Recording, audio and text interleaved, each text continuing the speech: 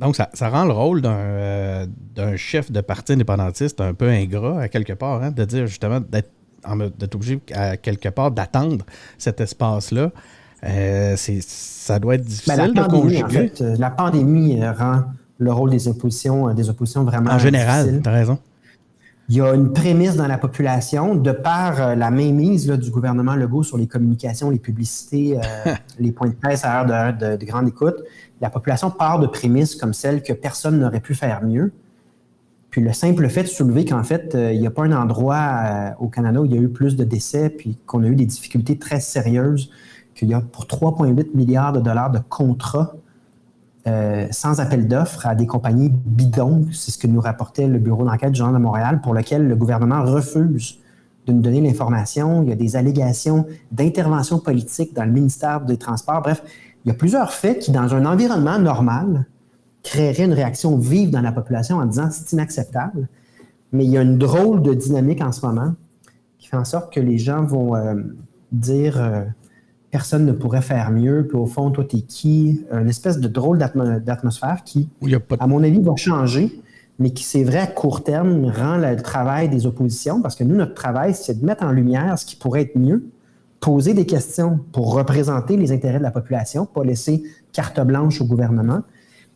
Mais je constate qu'avec la fatigue, et puis je ne blâme pas les gens, là, les gens sont fatigués. Il y a de quoi être fatigué, il y a de quoi être tanné, donc ça polarise un peu les opinions. Ça laisse moins d'espace là, pour le travail normal d'une opposition qui est nécessaire. Là, c'est ça la démocratie. L'avantage d'une démocratie par rapport à une dictature, c'est qu'il y a des partis pour poser des questions puis remettre en question. Mais c'est moins facile en temps de pandémie, on ne se le cachera pas. C'est pour ça que j'ai bien hâte qu'on arrive dans un contexte plus normal, puis on puisse parler d'avenir, on puisse parler de toutes sortes de sujets, et non pas du nombre d'infections là, par région puis du nombre de doses de vaccins. J'ai un peu ce réflexe-là, moi aussi, de feeling, de dire, donc, qui aurait vraiment pu faire mieux? Je trouve ça intéressant, tu l'as amené tel quel, puis c'est parce que c'est tellement exceptionnel comme situation, tu te dis, en partant, c'est comme si aussitôt que tu te mets dans une position d'opposition ou de venir contester ou de venir dénoncer certains éléments, c'est comme si tu avais le mauvais jeu en partant. C'est ce que je me rends compte. Oui, je te donne un exemple. La semaine dernière, le gouvernement fait un point de presse sur la pandémie, puis ne dit pas que ça prend les masques à l'extérieur. Ils reviennent à un deuxième point de presse, puis François Legault dit « Moi, je n'étais pas au courant, on me l'a peut-être dit, mais moi, je n'étais pas au courant. » Puis il passe la rondelle à Horacio Arruda, qui donne une explication de pourquoi ça prend des masques, même entre couples. Une explication très difficile à suivre. Ouais. On apprend vendredi dans Le Devoir qu'en fait, la décision ne venait pas de la santé publique, elle venait du politique. Donc, ce matin, j'arrive en point de presse, puis je dis, mais là, on a vraiment un problème. Soit qu'on a un premier ministre qui ne nous dit pas la vérité, puis qui était au courant, ou soit il n'était pas au courant, ce qui soulève la question. C'est pas la santé publique qui a décidé ça, puis c'est pas le premier ministre non plus parce qu'il n'était pas au courant. Qui décide? Qui décide dans la cellule de crise, sachant que c'est presque entièrement des gens de communication puis quelques sous-ministres? La question me semble fondamentale. Puis regarde aujourd'hui, là, c'est assez tranquille. Alors que ce même genre de séquence-là de la part d'un gouvernement sur n'importe quel sujet en temps normal aurait brassé beaucoup, aurait fait bouger beaucoup d'air, aurait entraîné énormément de questions, ça aurait été gros. Mais en contexte de pandémie, l'environnement est différent de toute évidence. Puis en même temps, je ne peux pas, comme opposition, ne pas poser cette question-là parce qu'elle me semble fondamentale. Qui décide de nos conditions sanitaires? Puis est-ce que c'est vraiment basé sur la science si, là, on sait que la santé publique n'était pas à l'origine de cette initiative-là, puis que le PM non plus n'est pas au courant? Donc, c'est toutes des situations qui me font dire qu'il faut accepter qu'on n'a pas la disponibilité émotive et mentale qu'on aurait normalement. Ça change un peu le contexte politique. Puis il va arriver un autre moment où on va pouvoir sortir de la crise puis parler d'avenir, parler d'éducation, de santé, de comment on peut aider nos parents, de la valeur de l'indépendance du Québec pour la suite des choses, de laïcité, de français. Tous ces sujets-là vont repousser. Il va y avoir une repousse de la politique normale éventuellement. Mais est-ce qu'on est dans un contexte normal en ce moment? Absolument pas.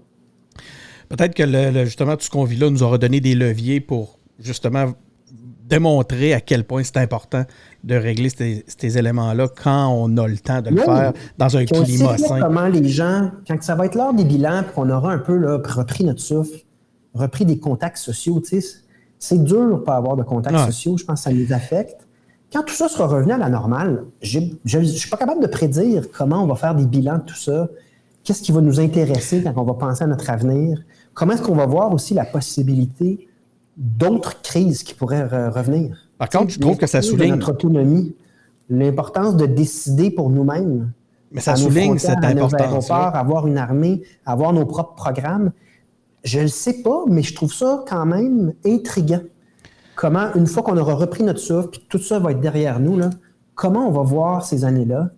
Puis comment est-ce qu'on va se dire, j'aimerais planifier mon avenir différemment? Oui, voilà. Moi, je pense que pour le Parti québécois, là, il y aura, autant il y a peu d'espace en ce moment, il va venir un moment où il y aura beaucoup d'espace quand on va discuter d'avenir à nouveau. Avec une compréhension nouvelle. Vous avez parlé d'avenir en fin de semaine au Conseil national du Parti québécois. Comment ça s'est déroulé pour toi, Océane? Puis encore une fois, écoute, t'es arrivé dans une situation... Bon, là, on ne reviendra pas. On vient de faire un bon retour sur les réalités de la pandémie puis du confinement. Mais encore une fois, toutes tes premières comme chef se font dans des contextes bizarres comme ça. Là, c'était ton premier CN en tant que chef, je pense. Comment ça... Non, c'était mon deuxième. J'en ai eu pas longtemps après la chefferie. Ah oui, c'est vrai, ça demeure un format qui n'a pas de commune mesure. Tu es en ligne. Tu n'as personne autour de toi. Tu rien. Tu n'as pas les couloirs. Non. Comment ça s'est passé? Es-tu quand même satisfait des... est-ce que tu es en mesure de dire mission accomplie suite au... Oui, on a vraiment des membres solides, nombreux, habitués. Donc, ils sont rodés. Fait que même si on est en ligne, on dispose de plein de questions, puis on avance sur plein de questions. On a avancé sur la loi 101, notamment, là, sur la bonification de la loi 101, un vote de 94 % des membres en faveur d'étendre la charte de la langue française au réseau collégial. Pour moi, comme chef, c'est un signal fort parce qu'on a eu plusieurs discussions à l'initiative des jeunes péquistes. Ouais. De voir qu'au final de toutes ces discussions-là, on est unis et on part dans une direction. C'est excellent. Je disais à la blague qu'il y avait un vote pour me féliciter de ma prestation, à tout le monde en parle, puis ça, j'ai obtenu seulement 83 %. Hey! Comment ça que la loi 101 au cégep obtient 94? On a bien ri avec ça, mais tout ça pour dire que non, ça va super bien. On maîtrise bien les technologies par rapport à d'autres partis aussi. Hein. On a vu le congrès du NPD où est-ce qu'ils ont traité le 5e de leur proposition puis que c'était chaotique. On a vu d'autres partis avoir beaucoup plus de difficultés que nous. Ça veut dire qu'on est à jour. On est vraiment pas en retard sur notre maîtrise des technologies, mais aussi la maîtrise du contexte, que nos membres ont une bonne compréhension des enjeux politiques. Donc non, le Conseil national, c'était vraiment une réussite. Pour moi, c'était pas exigeant. C'est sûr que c'est intense, mais est-ce que c'est réussi totalement? Maintenant, le vrai cap pour nous, c'est de rassembler des milliers de personnes dans le cadre d'un congrès ou d'un événement qui lance vraiment notre démarche vers 2022, parce que la version en ligne, elle est très, très bonne pour trancher des questions puis avancer sur des questions politiques, mais elle nous enlève le fun de se voir puis de dire, là, on part la machine, puis on est nombreux à la partir la machine. Et ça, c'est important à mes yeux en politique aussi. Là, c'est humain, la politique, c'est pas que des statistiques puis des propositions politiques. Donc, c'est un peu ça qui nous manque. Là. Fait que ça aussi, je rêve à ça. Je rêve au moment où on va avoir notre congrès en personne. On va y revenir. On va revenir sur le congrès. J'aimerais ça qu'on parle